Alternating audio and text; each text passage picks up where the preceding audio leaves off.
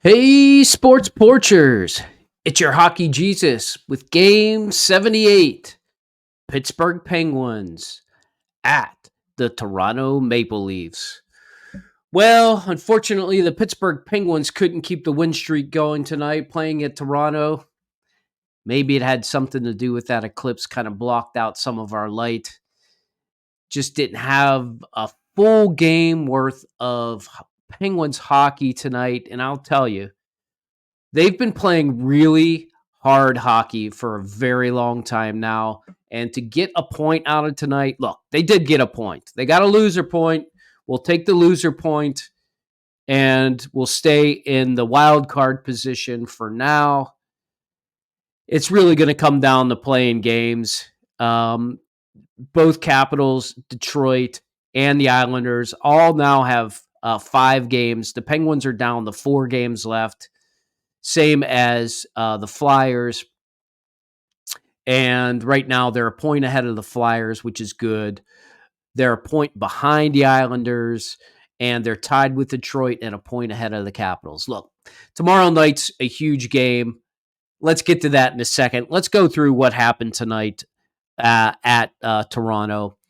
Pens come out and score the first goal in the first period. Played an excellent first period. I know I was live with the boys earlier this evening, so I didn't really watch it intently, but from what I saw, they did a really nice job of limiting Toronto's chances. Actually, they did a pretty nice job all night of limiting Toronto's chances. I think that was probably their strongest suit tonight.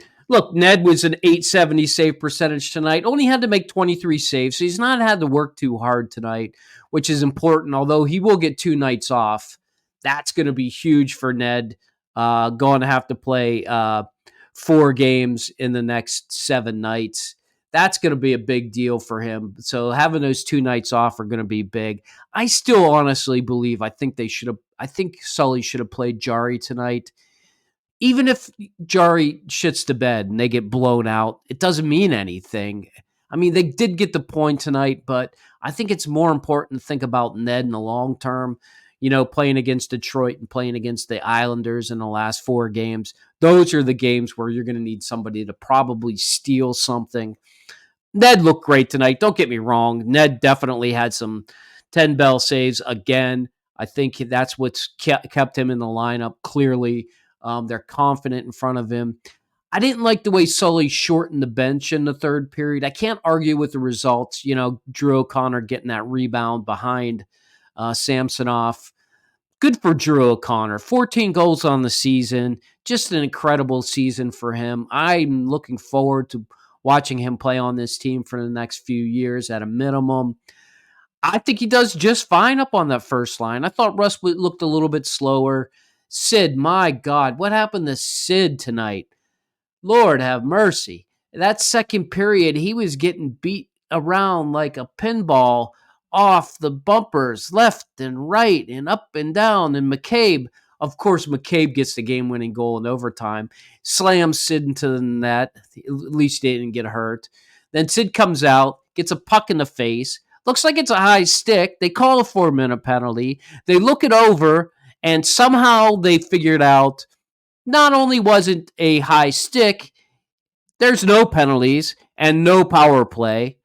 I still can't figure that out. Like, it clearly looked to me like the puck went into his face and so did the stick. It looked like everything went into his face there, but whatever. Refs didn't call it. And you know what? That's usually what happens when you don't get a win. There's a call that doesn't go your way. There's a call that maybe they should have called that didn't go your way. I know the Pens still would have had to score a power play goal, but their power play goal has looked better of late. I know it's still something like 3 for 25, but it looks better. It looks organized. It looks like it's threatening. I know that it hasn't scored that many goals. It's still not the best power play in the league. Unlike Toronto's, took them 3 seconds to get it over the Mr. 65 goals on the year. What a great season he is having. I'm just, you know what? As far as hockey goes, Matthews is what's good for the game. And anytime you can get a guy that can score like that, look, he scored 4 goals his first time on the ice as an NHL player. Guy like that's going to score goals. When he gets a chance to bury it the way he did, I know Russ was really pissed off because I think he wanted to get out there to get in front of it, and really all it really did was shield Nedeljkovic from being able to make that save. And when he shoots the puck, it's coming with velocity, and it's going to find a spot on the net that you're going to have to move to get, and Ned just couldn't do it. That was the 2-1 goal. And, like I said, Drew O'Connor gets the 2-2 goal. I think shortening the bench in the third period cost him in overtime. I texted my son. I said, hey, I think they should play Eller in overtime. I was right. I didn't mean the whole overtime. I mean, come on. Nobody can be out there for two plus minutes against the Toronto Maple Leafs and hope to withstand that. Nobody. I don't care who is out there. When you can't make a change, look, this is why I really believe that the 3-on-3 overtime needs to be changed. When it's fun and it's back and forth and the goalies are making saves, that's fun. But when a team just gets the puck and they just play keep away and they're not on the right side and they could change 2 or 3 times, that's a total disadvantage for those on the ice. What I'd actually like to see is, how the bench is so close to the offensive zone. If they switch the goals around, or they don't switch the goals around, they switch the goals around so you have what is called the long change.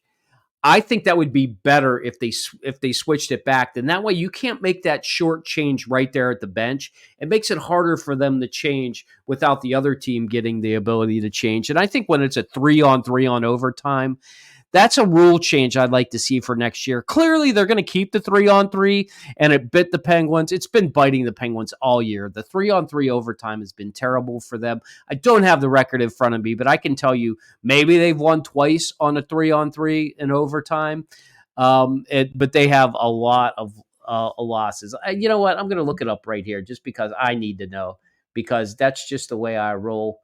As I look it up, look, the Pens really have some things they need to figure out for the next game. It's really driving me crazy. I believe it's 11. It's 11 overtime losses, which means, they got 11 points, which is great. But those could have easily been, 4 or 5 more points, and we wouldn't be talking about the next 4 or 5 games. Anyway, it drives me nuts, and that's the one thing about hockey I really like to see changed is where they change on that 3-on-3. So Toronto wins tonight.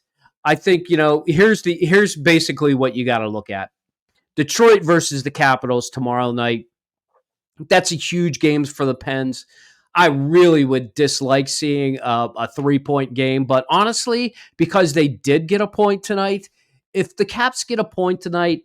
If the Caps get a point tomorrow night and Detroit gets 2, it's not the end of the world, because the Pittsburgh can get those 2 points back against Detroit when they play them. They'd have to win in regulation. Unfortunately, I think at this point, it's hard to say, but if the Caps win, then they go 1 point ahead of us with Buffalo, Toronto, Boston, and Philly ahead of us. I think I would rather have the Caps win tomorrow night in regulation. And then if we can beat Detroit, then that means we take a 2-point lead on them, both with 3 games left, and take my chances with the Capitals against at Buffalo, playing Tampa, Boston, and at Philly. Look, Philly's still in this. I mean, they're not out of it, but they're still behind. The Islanders have to be thrilled with the Penguins only getting a point tonight. They stay a point ahead, and they got to play the Rangers twice, but they do get to play against Montreal. So the Rangers game's probably worth looking at tomorrow night. That's who the Islanders play. But the Penguins just couldn't quite keep it going tonight in Toronto. So, the Pittsburgh Penguins still have the point game streak intact. That's 9 games in a row where they've scored at least a point, and that's good for the Penguins, and it's what's good for hockey. It's really going to come down to the wire on this. Pens got a huge game coming up Thursday night at home versus Detroit. Hockey Jesus will be in the house saying some prayers. cheering on the boys. Let's hope they can come out to a better start. Maybe get a couple goal lead. But hey, let's not run into a hot goalie. That's the only thing I'm thinking about right now that could really hurt the Penguins. Why not let it be our goalie? Maybe Ned or Jari. They can get a shutout. They can do it. They did it earlier in the season, and I think they can do it now. So, Pittsburgh Penguins fans, let's still keep that faith, and let's go Pens.